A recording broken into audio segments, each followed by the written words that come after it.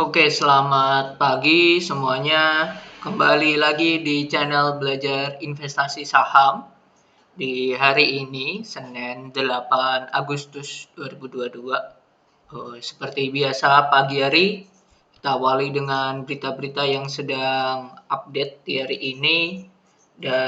Kita mulai dari emiten.news, ada news tentang Summarecon Agung atau SMRA yang kantongi laba di Q2 2022 ini mencapai 254 miliar. Wow.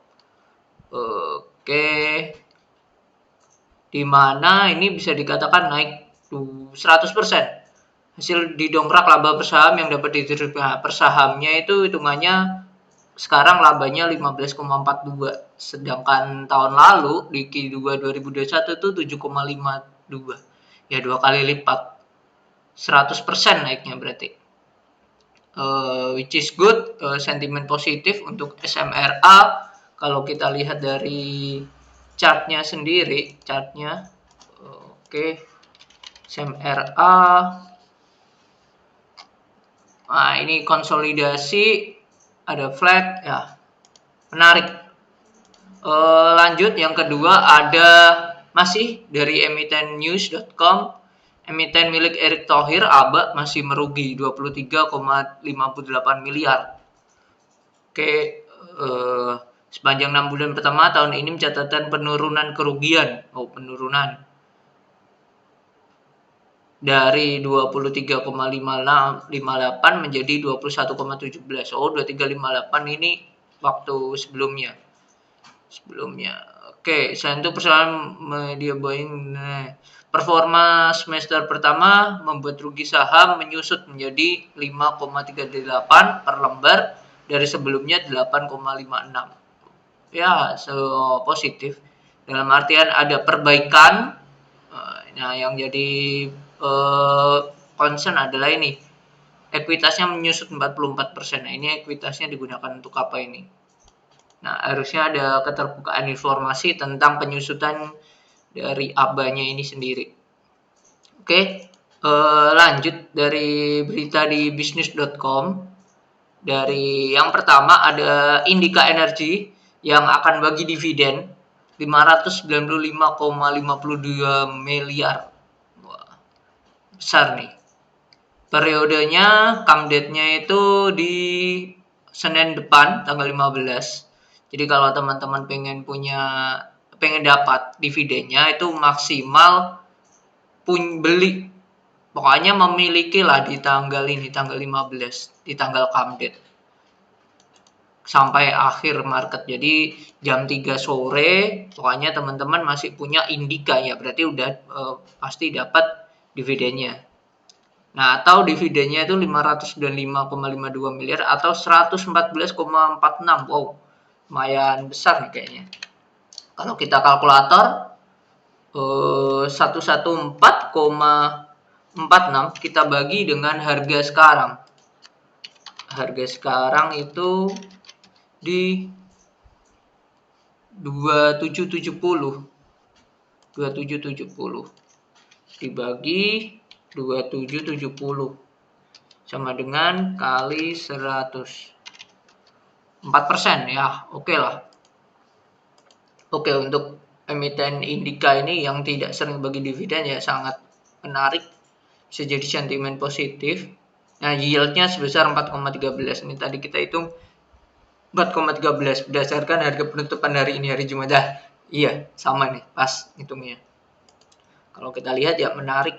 Secara chart juga oke. Nah ini bisa ditonton di video di hari Jumat kalau nggak salah, waktu dengan judul video Kontraksi Time. Nah itu di situ ada pembahasan tentang Indi.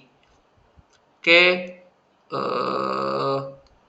ya harusnya juga naik labanya melihat adanya kenaikan batubara. Harusnya ini semua perusahaan batubara ini cuan. Nggak hanya cuan ya, luber malah bisa dikatakan. Oke, lanjut ke berita selanjutnya yaitu KAI dan INKP terbitkan obligasi dan sukuk hari ini. Targetkan total dana 5T. Wow. Oke, resmi mencatatkan obligasi ini KAI di Bursa Efek. Namun tidak hanya KAI, Grup Sinarmas INKP akan menerbitkan suku di hari yang sama. KAI dengan nominal 2T. PT KAI telah melakukan penawaran umum nominal obligasi berkelanjutan sebesar 1,5 dari target 2,2. Oke. Sedangkan INKP sendiri berapa nih? INKP sementara itu INKP menargetkan penghimpunan dana sebesar 3T besar ya. Digunakan untuk pembayaran hutang perseroan berupa pembayaran pinjaman, angsuran pokok pinjaman, dan berarti ini bisa dikatakan refinancing atau ya gali lubang tutup lubang. Dia hutangnya 60% sendiri untuk bayar hutang, bayar pinjaman, lalu sisanya untuk selanjutnya untuk hal yang lain. Adapun sisanya akan digunakan untuk modal kerja, ya terdiri atas pembelian bahan baku, bahan pembantu produksi, energi, bahan bakar, barang kemasan, serta biaya overhead. Oke, so far untuk long secara fundamental kalau lihat seperti ini ya kurang menarik, kurang oke. Karena dia menerbitkan obligasi untuk membayar hutangnya sendiri. Secara long, tinggal 40%-nya ini bisa dimanfaatkan apa enggak. Nah, apabila dana hasil penawaran umum tidak mencukupi, berarti tidak tercapai 3T, maka kekurangnya akan dibiayai dengan arus kas internal perseroan. Nah, kalau kita lihat dari kasnya di INKP itu besarnya sekitar, kita cek dulu di Stockbit INKP analis cashnya itu sebesar 18T ya, ini miliar ya, 18T cashnya 18T ya, rich untuk ukuran saham ya, perseroan ya besar juga dia uang cashnya ya, pakai duit itu masih bisa. Lalu berita yang terakhir dari Alfamart AMR atau kode saham AMRT buka 600 gerai baru sepanjang semester 1 2022. 6 bulan 600 berarti 1 bulan 100 cabang. Simpelnya seperti itu ya. Atau 60 dari target penambahan.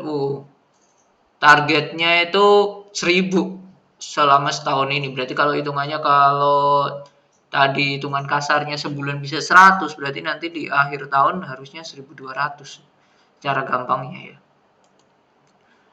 Dia mengatakan dia ini dalam artian direktur dari Alfamart tuh 40% dari gerai baru dibuka di wilayah luar Jawa seperti Sumatera, Kalimantan, Sulawesi, Papua. Which is good. Berarti 40%-nya hampir 40% dari 600 ya. Berarti tinggal dikali aja. 600 dikali 0,4. 240, hampir 240 ya, 200-an itu di luar Jawa ya, which is good untuk pemerataan. Rata-rata penjualan harian per toko naik menjadi 13,3 juta di kuartal 1. Lebih dari 19.000 toko yang dioperasikan. Pada kuartal 1 dan pada kuartal 1 2020 dan kuartal 1 2021, rata-rata penjualan toko Alfamart hanya 13 juta dan 12 juta. Bagus nih, berarti salesnya naik nih. Dan dia menyiapkan capek 3,4 atau sampai 3,5 ini untuk belanja modal untuk ekspansi bisnis dan target pertambahan gerai 1000 tadi. Dengan demikian, kami belum mengetahui besaran capek setelah diserap sepanjang semester 1. Belum tahu nih. Oke, untuk menyelesaikan alokasi capek akan kami sampaikan kemudian di LK nanti, LK-nya. Gerai Alfamart dan entitas anak sepanjang 2021 tumbuh 7,27 atau tambah 1.200. 2021 itu tambah 1.200 dibandingkan 2020. Tambahan gerai ini membuat total gerai menjadi 18.800. Dan ini nambah lagi berarti ya, nambah 600 dari 1200. Wah, keren. Dari 18.000 ini tambah 600, berarti hampir 20.000 gerai total unitnya ya. Ya berarti kemungkinan target 1000 tahun ini ya akan capai. Dan bukan tidak mungkin menjadi, kalau tadi sebulan 100, berarti tambah 1200 ya, berarti ya hampir dipastikan 2000.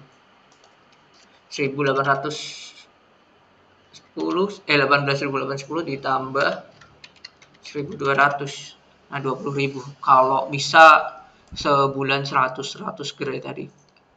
Wah, ini bisa jadi penguasa si Alfamart ini untuk waralaba atau retail di Indonesia bahkan. Menarik. Nah, mungkin itu video kali ini. Di pagi hari ini ada news tentang yang menarik adalah Indika ya. Indika, dan juga tadi ada SMRA, terutama dua itu. Dan kalau kita lihat dari IHSG sendiri, nah ini kita balik ke IHSG. Kalau IHSG-nya sendiri ya secara analisa saya waktu awal beberapa hari yang lalu itu dia akan turun. Kalau dia tidak turun, dia lanjut naik, nutup gap dulu baru turun. Tutup gap di angka 7.200. 7.200. Ya, itu 7.190 lah ya, 7.200. Jadi skema selanjutnya, kalau hari ini tidak turun ya dia akan lanjut naik minggu ini untuk capai ke, bentar, mana ya panahnya. Nah, untuk capai gap lalu lanjut turun dulu. Oke, mungkin itu video di pagi hari ini. Semoga bisa bermanfaat dan bisa memanfaatkan news tadi, terutama Indika dan SMRA. Sampai jumpa nanti siang tentang ulasan market di sesi 1. Bye-bye.